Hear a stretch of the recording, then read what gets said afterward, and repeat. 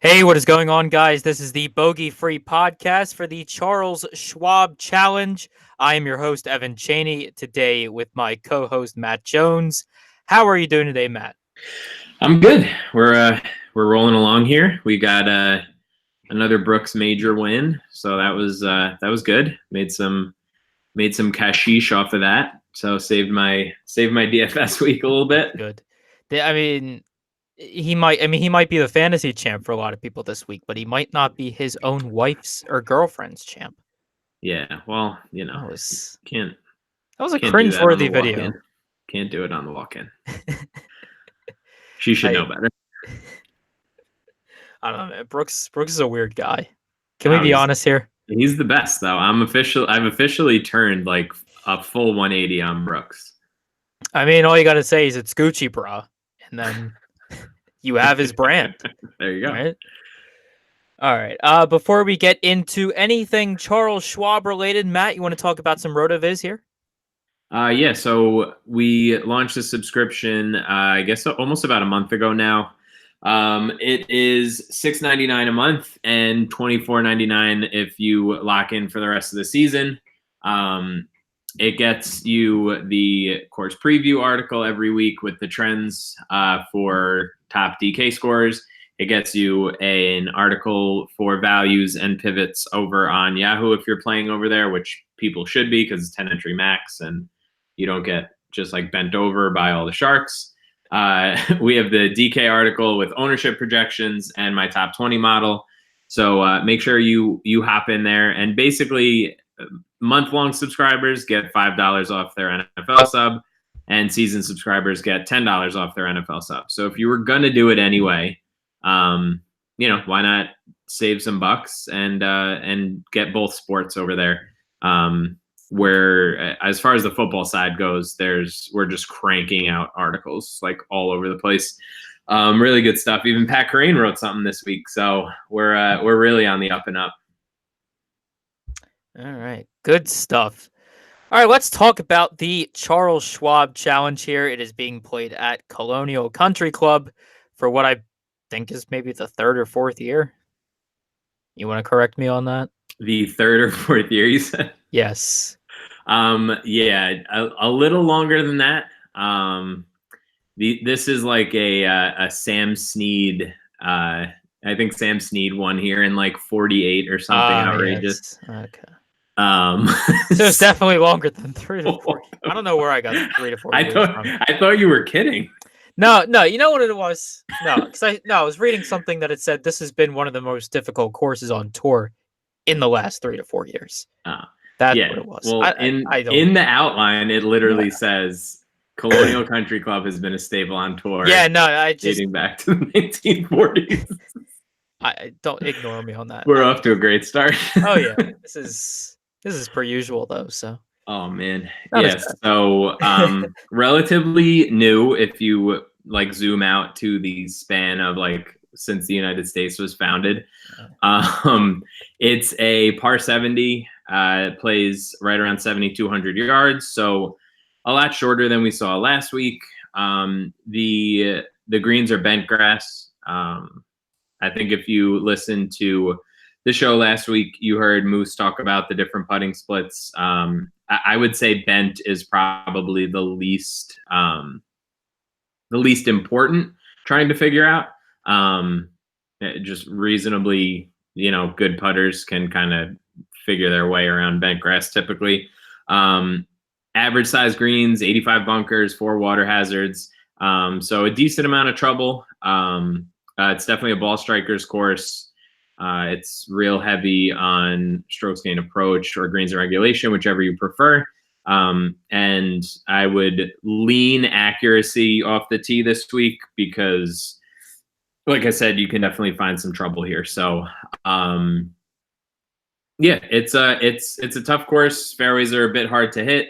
You could see guys pulling driver a little bit less this week potentially.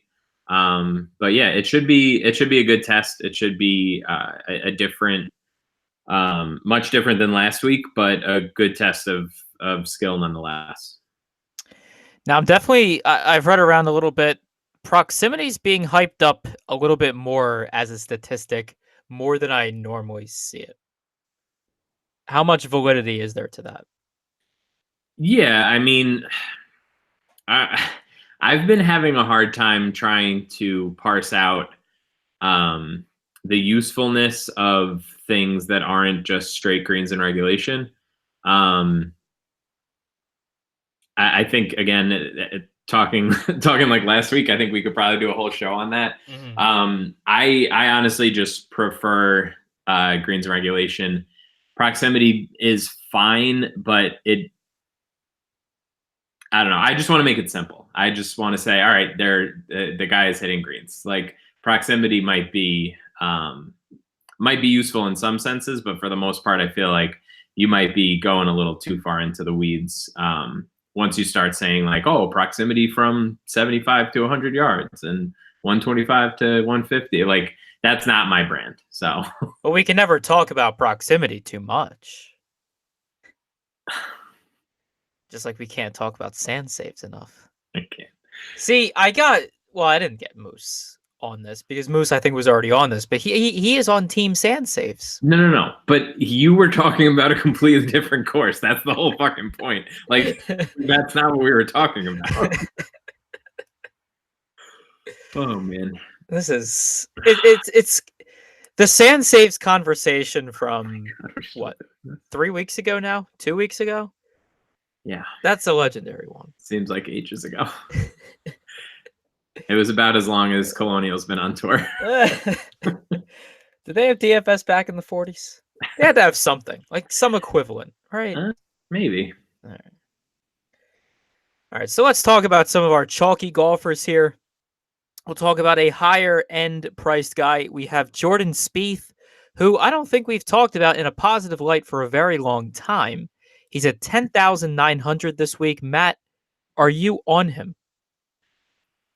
I mean, yeah. I think it's super interesting. I tweeted it a little bit sarcastically this morning, but it really is interesting to watch like the turns of sentiment on PGA Twitter.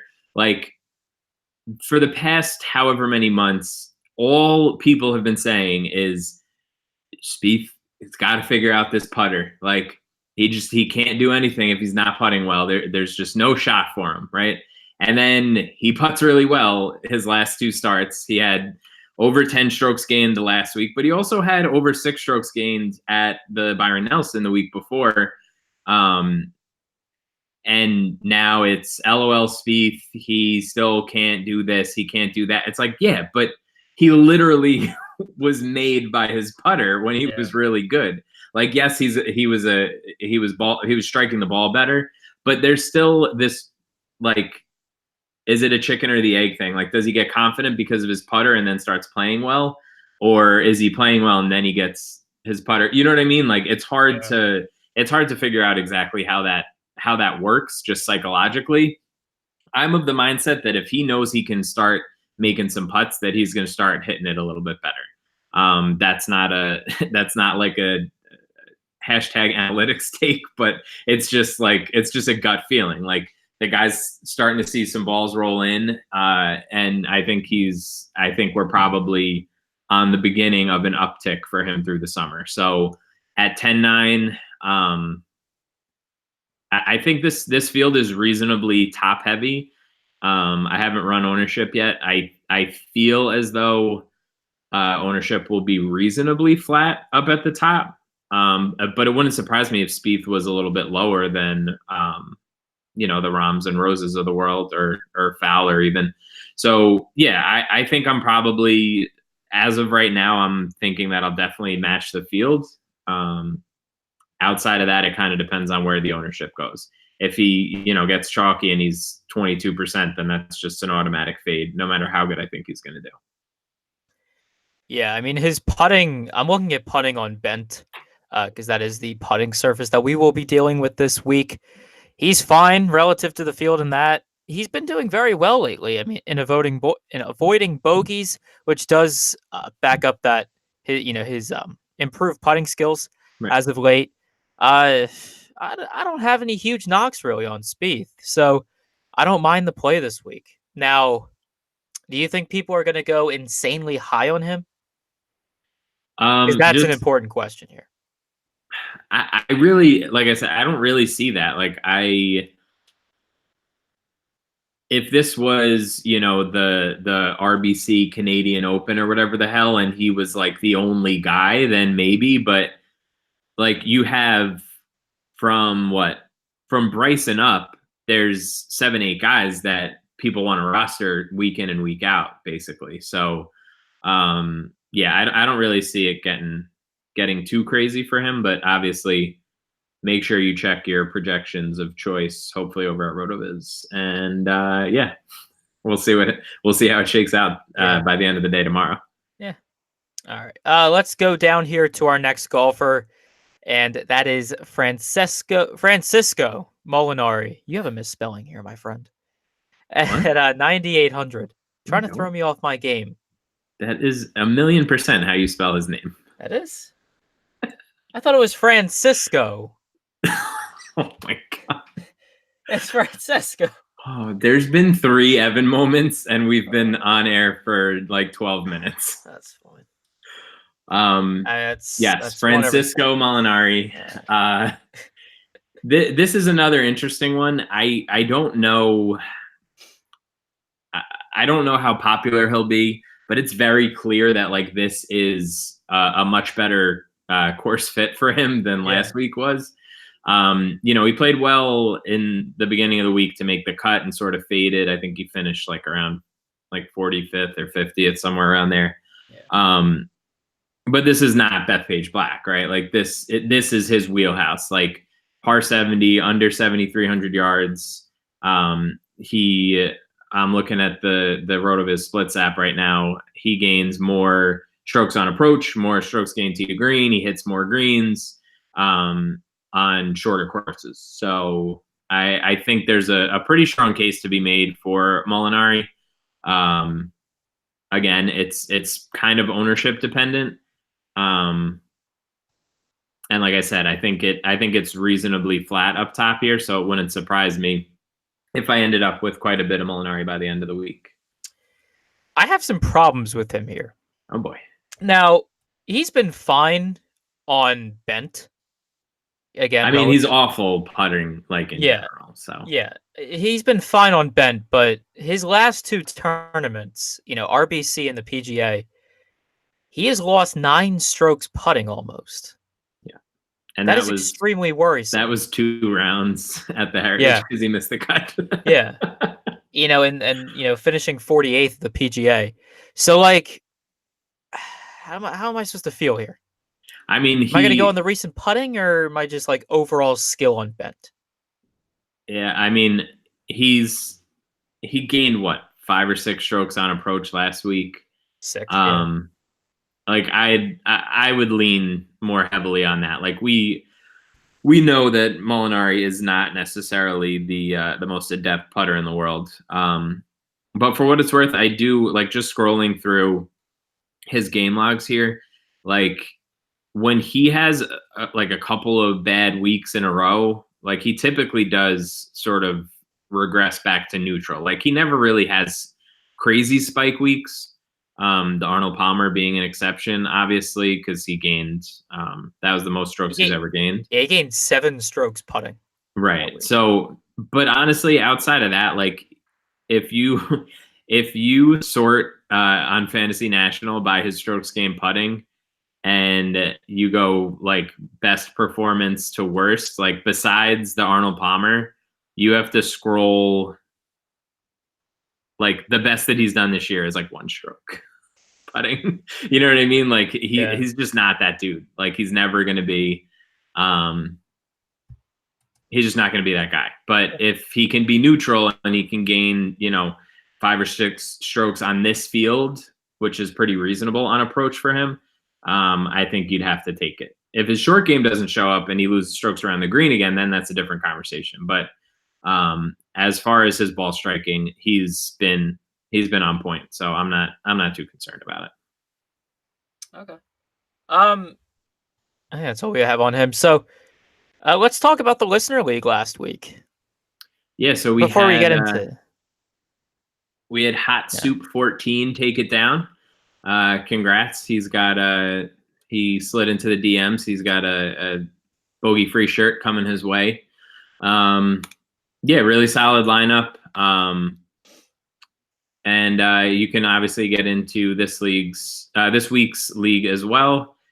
50 people again, top 3 win, $5 to get in, the usual. So I'll try and throw it in the iTunes description if I remember. And other than that, we'll tweet it out. So make sure you're following us, which I'd imagine you are if you're listening. Yes. And third place last week by a nose. Yep. Congrats. Made up for my horse betting losses. I was 44th by a nose. Not a good week. Not a good week. Well, see, I thought I was. I Saturday I was at the track, right? Because it was Preakness At Pimlico? No. I was at I was at Parks because they have a track. Pretty much in my backyard. So I bet on horses and everything.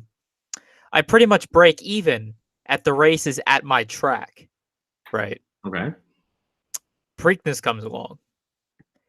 I have a bet on Warriors Charge, which was a 15-1, right? Mm-hmm. This damn horse leads 2/3 of the race. I feel good, right? Mind you, I think I put like a $40 bet on him. So this would have paid out nicely. Yeah. This damn horse decides, nah, fam, I'm done. I mean, it's not like number 9, with the jockey that got kicked off. But that was amazing to see. That's why I like gambling, man. I thought I declared at the middle of the track that I was done with gambling. That obviously is not the truth, but no, that's where we're at in life. All right, let's get back to golf because I think that's what the people are here for. And let's look at our GPP pivots at 9,500 and up. Of course, we already discussed Jordan Spieth, but there are a plethora of other options here, including Justin Rose, Rahm. We have Fowler. We have Xander. We talked about Molinari, but there's also Finau. Who do you like here? Yes, I mean, as far as the model goes, Rose and Rahm are up near the top. I think they're second and third in the model this week. I don't know. I obviously picked Rahm to win last week. He missed the cut. I don't think that was. I don't think that's something that I'm going to carry forward with him. I'm just kind of throwing out last week. He played really well tee to green on Thursday and couldn't buy a putt, and then he just completely lost it in like literally every other category on Friday. It would not surprise me if he ended up winning this week. I like Rahm quite a bit. If we're talking a little bit lower, like I said, Molinari is reasonably high in the model as well, and then Fowler's right behind him. So I think you probably have to go all in on one of these guys this week. I don't think spreading out up top is the best way to build your lineups in general. So I'll probably be super heavy on Rahm, reasonably heavy on Fowler, and then Spieth and Molinari are kind of pending ownership. All right. Well, at least for me, definitely a big Fowler guy this week. Rose as well. Not a big fan of much else, like in terms of wanting to go all in on guys. Yeah. Just because I have stuff against Rahm. Like Rahm is not a good bent putter. Spieth we already talked about. Molinari we discussed. Finau. I mean, obviously we love Finau on this show, right? This is a very pro Tony Finau show. But in his last 24 rounds, he is 112th around the green in this field. Yeah, that's not great. And that is my only knock against him. He's fine everywhere else. but his recent performance, he's definitely struggled around the green, and I kind of worry about that. Yeah, and I think he probably could have done pretty well with a week off here. Yeah. I don't know. He just seems like he's the prototypical like whack-a-mole guy right now. Like he'll lose strokes off the tee one week and then he'll figure that out, but he loses strokes on the green. Like it's bouncing all over the place. Outside of the Masters, he's sort of been underwhelming lately. So still gonna get you a made cut, I would imagine, but I'm not sure that I'm buying the upside right now. Yeah, that's kind of where I feel. And I also feel the same way about a golfer that's $100 below him as we transition into our next pricing tier. Um, Bryson DeChambeau at 9,400, obviously still a top flight talent, but his recent performance would say otherwise. He is. Yeah. I mean, let me bring up his player page here on Fantasy National. He's missed his last two cuts at PGA and then RBC. Hasn't really cracked a top 20, really. He's cracked one top 20 since the Genesis. Yeah. Like Yeah, and 29th. Yeah. He struggled. Yeah, and the heritage, he's striking it well and just loses everything on the greens, Yeah. and then he just goes to shit ball striking tee to green last week. So again, this is a very different course, but I do have some hesitation with Bryson right now for obvious reasons too. Yeah, so I think the field is going to fade out on him, and obviously I'm going to fade out on him as well because he's not, his recent form just isn't doing it. Yeah. Right. So. I have a problem. What's that? I have a problem. You have a problem? I do. What is it? It's fucking Paul Casey guy. Oh, yeah. Number one in the model again this week. Like there's no way of factoring in like the tilt that comes along with it. But like, damn, man, like he struck it well again last week. Like I know he finished like 29th. Yeah. But he lost a few strokes putting, was positive everywhere else relative to the field. So, I mean, it's frustrating to roster him if you are a watcher of golf. So that's a little tough. Obviously not the best putter in the world, but his best surface is bent. So maybe that helps him a little bit. So I think I'm gonna go. Oh man, I guess I'm just. Personally, I'm gonna have a ton of Paul Casey. He does everything here well. I mean, the putting, yes, is kind of average relative to the field, but everything else he does everything else extraordinarily well that you need to do at this course. So I'm going to play a lot of him. He's cheap, Yes, I'll have at least. A lot for me would be somewhere 30% and up. So I definitely will have at least 30% of Paul Casey, if not more. Yeah, I think I'll talk about him at the end of the show too. I gotcha. Why is Kevin Kistner 9,200? Because he's won here before. Oh God! So this is a course history thing. I mean, yeah. Even he knew that he wasn't going to make the cut last week, right? Like that was sort of a foregone conclusion. I know he joked about having his flight booked for Friday night, but I don't think it was really a joke. Yeah. He's fine. Like the heritage wasn't his top best. 20. He hasn't gotten the top 20 since what, the RSM. But how about all those top 30s? See? What's a top 30 going to do for? I can't survive on top 30s. Little DK finish bonus, fella. Come on. Top 30s aren't paying my tuition. You get that extra point for a 30th place finish. You gotta match those in as much as you can. These fucking millennials, I tell you, these entitled shits. Yeah. God, tell me about it. I host a show with one. That's true. That's very true. Must be an unfortunate experience. Yeah. All right. It better not be. I'll come all the way over there and teach you something. You would have been long gone by now if it was that unpleasant. That's true. I'll give you that. I'll give you that. Okay, so I'm going down this list here, and I'm like, okay, Ian Poulter, right?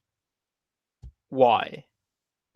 Why is Ian Poulter somewhat arousing to me right now? Is it because he's ninth around the green in this field in his last 24 rounds? Is it because he's 20th in bogeys avoided? Yeah, 22nd in greens. Yeah. Or is it because two of his last 3 starts, he's gotten top 15s? All good things. Yeah, I mean, he played a very shit Friday at the PGA, but, 10th at RBC, 12th at the Masters. He's not crazy. I mean, I think he might be a little overpriced, which will bring down his ownership because he's definitely more like an 8K golfer than a $9,100 golfer. But, like, he can certainly pull off a top 15 here, if not better. Yeah, I could get on board with that. God, I need more opposition from you. I'm not used to you agreeing with me. Well, I mean, yeah, because usually it's just dog shit. But yeah, no, that was good. Well, that's not my. Well, I mean, Ian Poulter's not my hot take guy, so I think that's why. I think he can feel that.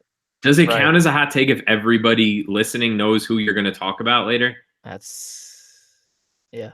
I'll give you that. It's more of a brand take at this point. Yeah, it's unfortunate, but it is what it is. Yep. So, before I rattle off any more names here, who are you really keying in on in this range? Yeah, the model likes Poulter and Casey, like I mentioned. The model wasn't crazy on Joel Damon, but in the pivots app on RotoViz, if you put in Ricky Fowler, Damon has like a 91 sim score to Fowler, which I found was kind of interesting. If you're looking for sort of a cheaper version of him. Obviously, Ricky's longer, but they've been hitting the same amount of greens, gaining about the same amount of strokes tee to green. So that's an interesting one that popped up for me. Outside of that, like I'm gonna keep rostering Sung Jae Im. Wait, did I go too low? Yeah, I went too low. What about your boy? Oh no, he's too low too. Damn. This feels like a Reeve course, right? This feels like a Griot course. Like I could get on board with either of those guys too. So that's kind of where I'm at. I don't really see myself making 20 lineups this week. I think I'm probably just going to hit the 3 entry and the single entry stuff and call it a week. But if I were playing more, I would probably load up on Griot. Do you want kind of a take here? A lukewarm take? Rory Sabatini. 8,800. Yeah. I mean, he's been making cuts, right? Like, yeah. I mean, he's second. I'm sorry. Yeah, he's second in this field in his last 24 rounds around the green, third in bogeys avoided. If he can get around some of his putting issues because he has struggled on bent,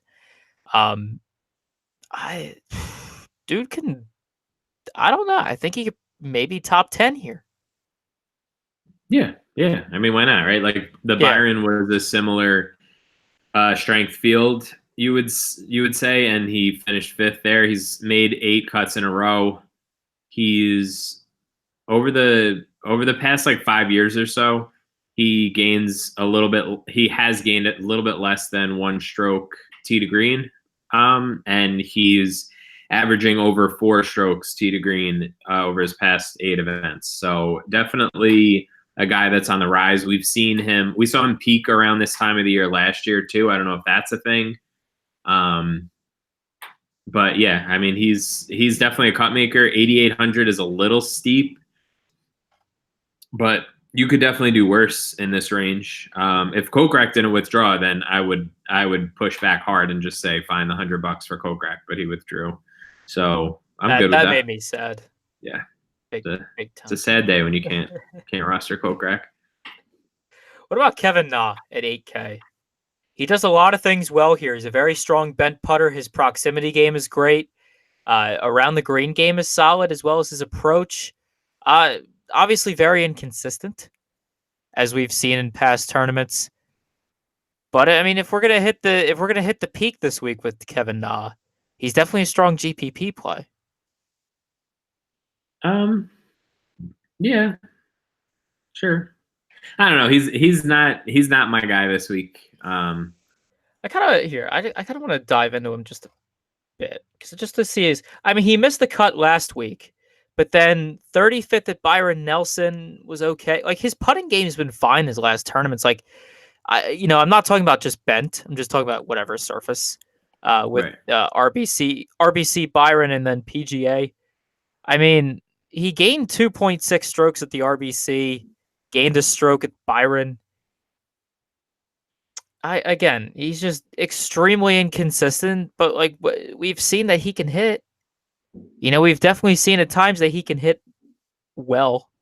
2019 just doesn't seem to have been his year so far.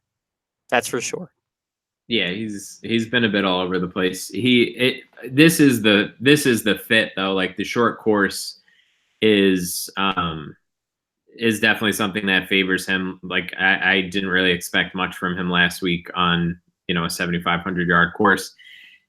Similar to Sabatini, he's really does more of his damage and Molinari on courses shorter than 7,300 yards. So maybe, but he's not, like I said, with a limited player pool for me this week, he's not somebody that I'm going to be rostering. But if you were making 150 lineups, I could see having some shares of him. So let's kind of go down here in the pricing range. We'll go to our sub 8K golfers, 7 to 7,900 there. Definitely at the top here, the pricing range, there's a couple guys worth mentioning in Zach Johnson and Brent Snedeker. Personally, I prefer ZJ just because his proximity game is better. And they're both pretty similar otherwise. But yeah, how do you feel about these two and then maybe some of the other golfers kind of in this range? Yeah, the model didn't love those guys up at the top. Another super tilting thing is that Hatton popped a little bit in the model for course fit. Played reasonably well last week from a ball striking perspective, but kind of lost it around the greens, which could obviously hurt here. Sung Jae is my guy. I'm gonna roster him as usual. I think Ben Yan makes sense here as well. I don't know. You want me to keep going? Or I think Vegas has a bounce back week after missing the cut and breaking my heart. No, I'm not. I'm personally not a big Johnny Vegas guy this week. His bent putting is awful. His approach game recently has been pretty bad. I'm personally avoiding that. Tyrell Hatton, some data that's been floating around on Twitter might suggest a first round leader. Yeah. So you might want to put a first round leader bet on him. No, I don't bet first round leaders. He has, I think he has. I mean, he definitely has some of the most first round leaders of the year. I don't know how many he's had, but he's definitely doing very well. Yeah, and this isn't a big event, so he won't lose his shit and disappoint everybody like usual. Yeah, he's an expert at that one. Also, want to go back to my man Graham McDowell, 7,800. Not that I want to, hugely roster him this week, but I do want to say that there was a point in last week's show. Neither you or Moose wanted to discuss Graham McDowell. I got the eye rolls. I got the sarcasm. But my man still pulled a top 30 finish. Which I know you didn't expect. What does top 30 get you? You literally just shit all over top 30 finishes, and now you're Yeah, touting your top 30 pick. Got it. not for the purpose of DK finish, but I Yeah, know no. Yeah. in your head you thought he was going to miss the cut. That And you know what he didn't T29. do? He made the cut That's great. Good for and him. played so much better than that D-bag Rafa Cabrero. Why was I on him? No, I was. Uh oh. I was like, wait, was I arguing for him? Because I don't No, I remember had that. 35% Rafa Cabrero, and he made the cut, but he decided he was going to shoot what? I think he shot 7 over on the weekend. Yeah, at least. Yeah, at the very least. I mean, he wasn't Pat Perez. No. Mr. I'm going to shoot 14 over. Or but, Pat. Or Fleetwood for that matter. Shit. Oh my God, Fleetwood Sunday. Just bad. He was just like, I just got to get out of here.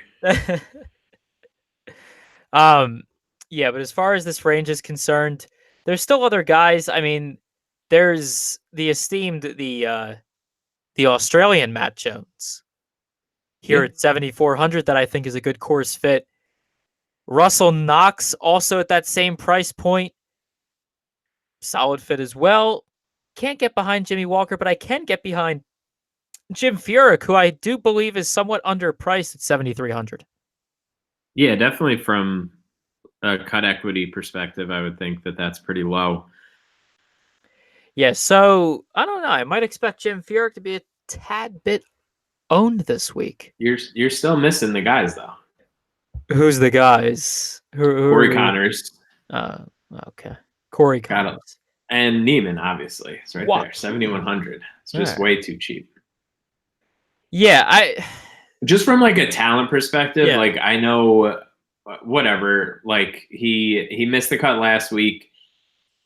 It's not like he's been, tearing the cover off the ball recently, but I just feel, I don't know. I just feel like he's not that far off, and this is a weak field that he could take advantage of and, get a little bit of confidence back and like top 15 or something like that. Definitely wouldn't surprise me. And we've seen him do well in Texas. So there you go. State history. Wait, so let me get this straight. So you're off course history. So good. It's but so very easy. much on state history. No, I was really just saying that sarcastically, but no shit. I picked up on that. At least I hope I did. All right. We go down the pricing spectrum here. Do we have to? I'm going to just throw some names out here because I find them unique for their own reasons. Unique New York. Brian Stewart, 7,100. Stewart. You're probably too old, too young for that. Do you get that reference? Not at all. From Mad TV? No. Mad TV. Yeah, exactly. talking to the wrong guy here. So, somebody listening will get the reference. It's fine. All right. Where was I? Brian Stewart. You and your damn old people shit. The goat, Brian Stewart. Yeah. So 12th on approach, recent 40th around the green, 26 on bogeys, avoiding the third in proximity. He's been a shitty bent putter, but if you kind of get around that, he could be somewhat viable, possibly in DFS. Another ringing endorsement. Somewhat viable, possibly. It's not a scorching take. I don't see. The thing is, I don't really have any scorching takes here. Yeah. In this tournament, like I really don't. I have some notable stats that I know will piss you off and trigger you that are coming up in a little bit. Okay. One other guy I do want to discuss just because he's very good at bent putting and isn't bad statistically in anything that I'm looking at here is Martin Kamer at 7,000. Again, he's not like he doesn't do anything spectacularly. Like he's not one of those guys that's gonna be like number 1 or number 2 in every stat you look at, right? But no, he's gonna be like 75th in every stat. No, he's above average in every stat that I look at, and he's 7th in the field here in bent putting. Above what average? above the Above average. field average or Yes, above field like average. Oh, okay. Yeah, So I was like, yeah. I should probably specify that. okay, But yeah, I can get on board with that. And 7,000 is pretty cheap. yeah, 7,000's cheap. So like top He's gonna miss the 25 cut, but that's fine. is well. Why do you guys shit on me here? Come You said you wanted more pushback, so here you go, bud. That's true. You know what? I get what I wish for. But yeah, I mean he's a guy that's above average in every stat, and there's always one of those guys in each tournament that they're not spectacular in every statistic, but they're at least above the field average in every statistic, and they end up doing pretty well. Sometimes they even make their way into the optimal lineup. They do that well. So Martin Kamer could be kind of that dart that you throw this week for the lulz, if anything. There you go. All right. One stat that I know is going to piss you off, but I definitely am not playing him this week because he's not a good course fit. Bo Hosler, 6,700. You're not playing him? I am not playing him. You're not playing him. In his last 24 rounds on bent greens, though, he has gained 22.8 strokes, which is number 1 in the field. Okay. How do we feel about that? I mean, I'm not playing him because he's dog shit in every other statistic. That was a roller coaster. I have no idea where any of that was going. You just had me on skates. I really I was actually listening to you for once, and I had no idea where that was going. That's my charm, right? Oh my god, that was crazy. You're like, I hate this guy, but he's really good at this. So what should I do? He's really good at bent putting. No. Yeah. No. I have no one else to discuss. I can't wait until he wins this week when you're not on him. If he wins this week, I'm done. So great. I am done gambling. I will give up every single. No, just kidding. The Belmonts in a few weeks. True. I got to prepare for that too. You got the Coca-Cola 600 coming up on Sunday.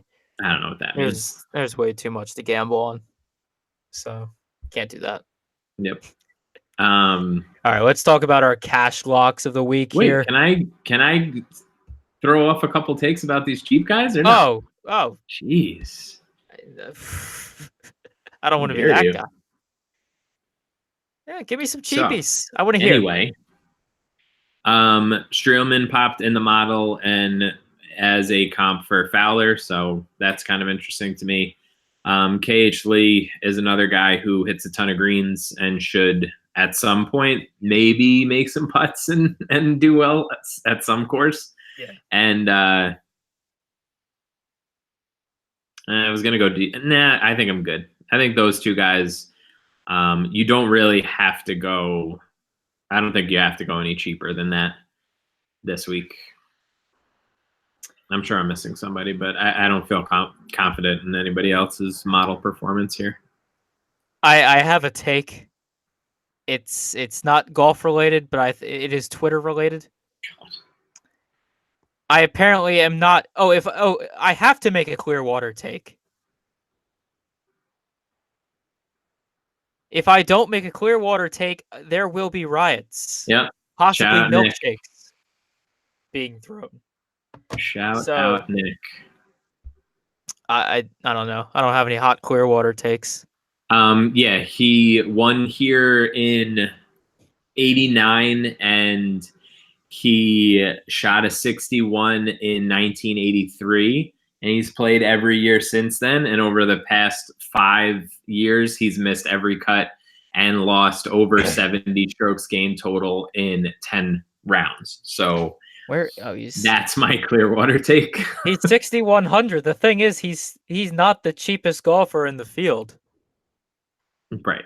That's actually amazing. Yeah. Yeah. Oh, he got a 0.00 in the model. He is the stone low in the model. There's nobody worse than him, including Drew Ryan. Yeah, I don't think I'm going to play him this week. Including Tom Pertzer. Yeah, he only plays the Fort Worth. Yeah, well, he's 1,000 years old, and he's like he played Barbasol. He played Barbasol 4 years ago. He played the. I think if you ask nicely, you could get into the Barbasol field. Dude, the clubs that I own are from the 90s. I think my clubs are older than me. Oh, I'm sure they are. So Lots of things are older than you. this dude also played the Corrales last year. If that means Wow. anything. Look out. All right. All right. Do you have any other scorching takes here? No. That's as low as I'm going. If I decide to dip down, those two guys I mentioned are the only ones. All right. So I'll give you. Oh, we never talked about. I like Siwoo Kim this week. I missed him. Sure. He's 7,700. And the only knock I have against him is he's a little iffy in his proximity game, but he's a fantastic bent putter, and he's very solid in his recent form. 36th approach, 12th around the green, 11th in bogeys avoided. What are his results? Let me see here. Okay, so he's missed his last two cuts, which is awful. But he came in 4th at Valero, 21st in the Masters, 4th in the AT&T Pro-Am, which is just a millennium ago, and 3rd in the Genesis. Yeah, I mean that's his thing though, right? Yeah. Like that's all that it is. He's either going to come in cuts or 20s. Yeah, which I don't know. I think this week I definitely like him for a top 20 this week. So I'll make Yeah, I mean relative to the field, like you could do a hell of a lot worse than him. I wish he was like if he was like 7,200, he would probably be chalky. Yeah, no, you're right. I think 77 does make you kind of question the decision. Yeah. Right. But he's around questionable guys. Like Perez just had a weird weekend. Like Hatton, everybody hates. McDowell's like 1,000 years old. Like nobody wants to roster like Snedeker and ZJ most of the time. You know what I mean? Like he's in a weird range. So I like it. That's fine. All right, that's the last of my hot takes here. I will take as my cash guys. I will take Fowler, and I will take Furyk. And Furyk, nice. Yes. I like it. Yeah, I mean, I have to go Casey. He's number one in the model at 9,300 is pretty solid. And then you know what? I'm gonna go with Connors. Corey Connors? I think this is he's like 7th or 8th in the model. If he was just neutral putting last week, he would have been up there. Why not? Won recently. I like it. I'm doing it. Okay. I trust your judgment. That's your first mistake. All right, that'll do it for us on the Bogey Free podcast for the Charles Schwab Challenge. Make sure to follow us on Twitter. I am at eChaney17. Matt is at MattJonesTFR. And also make sure to subscribe to the podcast on YouTube and iTunes. You can find us under Bogey Free DFS on both of those platforms. And of course, if we are not winning all the money, we hope you guys do. So good luck in your contest this week. See you.